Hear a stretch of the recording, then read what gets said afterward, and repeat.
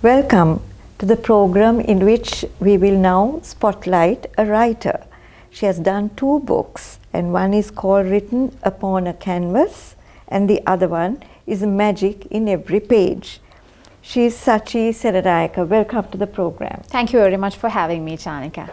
Sachi, first of all, let's talk about you and your journey towards being a writer. All right. Well, I'm Sachi Senanayake. I'm now a mother, a wife, and an only child to my beloved parents. I'm now writing the most beautiful chapter in my life, which is my motherhood. Apart from that, I am reading for my PhD at the University of Colombo. I'm also a corporate sector professional with 12 years of experience in the tea exports industry.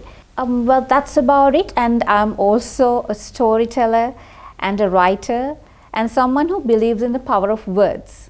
Well, that is about me, I guess. That's very interesting. So what inspired you to write these books? Yes. When I talk about my writing journey dates back to when I was about 7 years of age. When I was a little girl, my parents made sure that books were a big part of my childhood. They introduced books to me quite early on before I could actually practically read. So I grew up with the magic of books. I loved Harry Potter, Enid Blyton. When I was small, I read all the small stories about elephants, animals and fairies. So I believe inspired by those, my love for writing also blossomed when I was quite small. With that boundless imagination in my heart, I believe I wrote my very first book when I was about 7. It was called Mortimer. It was a very simple, small book, but I was very proud of it at that time. And ever since I penned down my first book, I wanted to one day see a printed book with my name on it someday. I believe even more than that, I wanted to bring joy to others through my writings and see my writings being loved and cherished. Although I had that dream, I believe life had different plans for me, as it usually does. So with my schooling, with my higher education, with my career, life took me down different paths. So writing became that one cherished dream that I could not, which was difficult to achieve, but it was always in my heart somewhere. But I could not really achieve it because my life went down different turns. And then I met my husband, my then boyfriend, who actually made sure that my dream of becoming a writer became true. Because when I met him, I would often complain to him that I regret not pursuing my dream of becoming a writer. And then he's an eternally positive person. So he would tell me, why don't you write something? And then we will turn it into a beautiful book. But it was a bit difficult for me to pick up the pen after not writing for so long and write something. Yeah, because they call it the writer's cramp. Exactly, yeah. That's what I was experiencing, I believe, writer's cramp. That's a nice way to put it. So I could not really get my words out and pen it down as a book. Then I believe the real catalyst happened when I had my daughter. She's Sanya. Oh, she's 1 year and 4 months now. She's the absolute love of my life. So when I was spending time with her, thoughts started pouring out of me again. So something inside me shifted, I believe, and so it became the right time. It became the right time for me to start writing again. So in a way, I believe that she sort of unlocked the magic within me. That's a nice way of putting it. Okay. Yes. So I started writing, and because I was constantly occupied with something right throughout academics, my career and extracurricular activities. Yeah. What are your academic qualifications on? My school education was at Malidev Balika Vidyalaya, Kurunegala. I'm originally from Kurunegala, so is my husband. and my first degree is in business administration. I did it at APIT, which is an affiliated institute to Staffordshire University, UK, and then I've completed 2 master degrees. One Which is on? One at the University of Colombo. On what? On it's on public administration. It's a Master of Public Administration. And then my second master degree is again on business administration that I did from Cardiff Metropolitan. So after that, I started pursuing my PhD in management at Faculty of Management and Finance in the University of Colombo. So I'm still a student there. I'm still waiting for my PhD. I believe I'm at the tail end of my PhD now, with my research data field work being finalized. How did you manage to balance your time between writing books and then reading for the PhD? Yes, now throughout the 12 years of my career, I was doing so many things at once. Oh, multitasking. I enjoy doing it because I like working. I worked with the tea exports market. I was focusing on the Japanese market. I liked working with them. And I liked studying as well. I completed 2 masters and I started my PhD as well. I enjoy studying and I enjoy working, and in the meanwhile I was doing public speaking, Toastmastering. So my life was full of different extracurricular activities. But then I had my baby when I was in the 3rd year of my PhD. Then my priorities sort of began to shift because I wanted my baby to have a lot of all my time, all my affection. So she became my absolute priority after that. Then I decided to take a short break from my career to focus on my PhD, my baby and my writing. So that's where I am now. Oh, that's great. So what really inspired you to take on this kind of subject? Yes, magic in every page. Yes, magic in every page. Now, as I mentioned in the title, it's a collection of 21 unforgettable magical stories. Okay. That's what I mentioned. So this, we can call it a collection of fairy tale because each story has a magical element in it.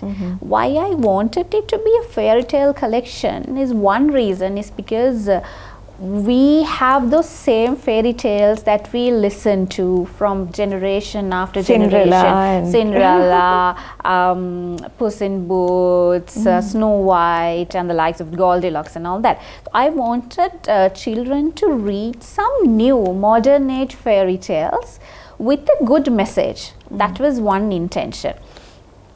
And these fairy tales not just talk about magic or fantasy, they talk about realities in life. Deep realities in life are spoken about in these books, and I've sprinkled a little bit of magic in each story to make it captivating for children. Because since children are moving away these days from reading, I wanted it to be interesting enough for kids, which is why I've added that magical element to it.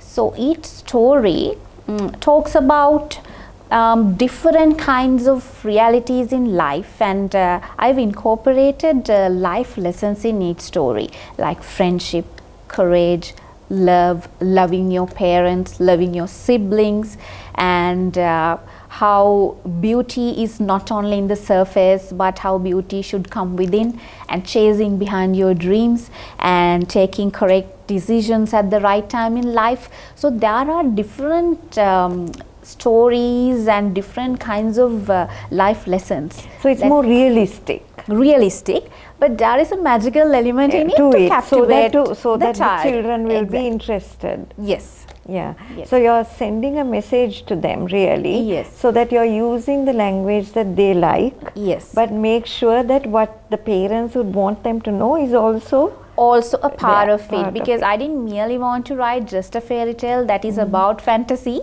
Rather, I wanted to create a meaningful, realistic story through the magical lens. Right. A brief on your other book, Yes. Written Upon a So Canvas, this is, maybe briefly. Yes, this is Written Upon a Canvas and Telithuden Liu Kavi. This Yes. is a Sinhala and an English poetry collection. It has about 75 poems in it. So we published both the books at the same time. on the 26th of January this year. This actually was written a long time back. This was, I think this has poems that I've written from the year of 2009. So this talks about themes like love, social realities, beauty, art, and the sort of things that interest me years ago and even now.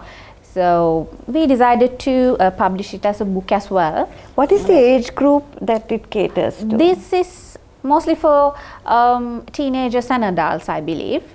And this book, there is no, I do not want to confine this to one particular age group, because although I've written this for children, I've been getting a lot of comments from the adults also that they are also loving it because of the themes that are included in the book.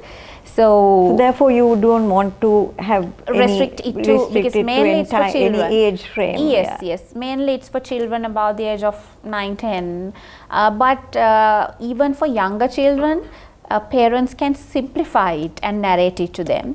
And even teenagers, young adults and adults can enjoy it, because if you read it, there are different themes in each story. Each of the 21 stories contain different themes of life. And you got some pretty colorful pictures. Oh yes, too. yes. Yeah. Yes, each story contains an illustration. That's nice. That's also a trick to captivate children, because I really aim to reignite a love for reading in children, because something that I alarmingly notice these days is that children are moving away from this wonderful habit of reading. So if at least one child gets reconnected with reading with my book, I would consider my work a success. So that's nice. So basically, you're very fulfilled in your endeavor, which you planned to really sit and write books. So you've done 2 now. Yes. So what's your next step? Yes. So I am in the process of writing 3 other books actually. The time is a bit of a constraint, because I'm reading for my PhD as well, and my research work is also a bit intense. And of course, I spend a lot of time with my baby, but I somehow managed to juggle the time and devote some time to writing as well, because it's my childhood passion. 3 books that I'm writing at the moment are, one is called Once Upon a Twisted Time. That is also another children's novel. I'm hoping to publish it within this year. It's about 50% What is it about? done. It is like a fantasy / science fiction. It is about a princess who lived 300 years ago, who time travels to the present to save her kingdom. So it's a different kind of a story. It also has a magical element. It talks about friendship, love, courage, bravery, love between parents, love between friends. So I believe the children will like it, because it's a new theme. So it's about that. I think the children will find it exciting, and it has an adventure element to it as well. Again, are you not putting an age group for it? This is, I think, because there's this time travel element which adds a bit of complexity to the story. I believe it will be for children who are above 13 years or so. It will be more suited for those children. That is one. And the other one is historical fiction called Whispers of the Hills. That is the time. You've got some fascinating names, I must say. Thank you. So the Whispers of the Hills is about the tea plantations, because since I've worked in the tea industry, and my research, my PhD research is also based on tea plantations.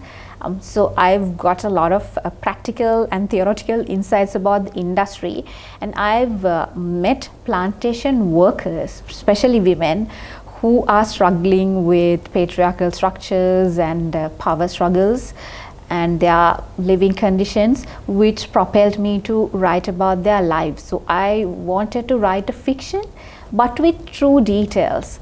So this is about their life. in colonial era and now. Oh, how nice, because that's women's empowerment as well. Yes, yes. So you may help them in the long run. Exactly, that's what I'm to planning. make Yes. their lives better. Better. Yeah. I want their struggles to be recognized. I want their voices to be heard, because one thing that they've told me is that there's no one to actually listen to them. So that really touched my heart. So I hope to make a bit of a difference with my work, hopefully. So you definitely have made a difference, because I think your books essentially are not only meant for entertainment for children to just read, and you have not fixed an age group, so which is even better, because there's a wide audience out there who would enjoy your books. So I'm sure we wish you all the best. Thank you so for much. your 3 books that you're planning on. Thank and you. I think we will wind up this program, hoping that and waiting to see your next production, so Yes, that I can hopefully. interview you again. Thank you so much. It was a really great pleasure Most talking to you. welcome. Thank you.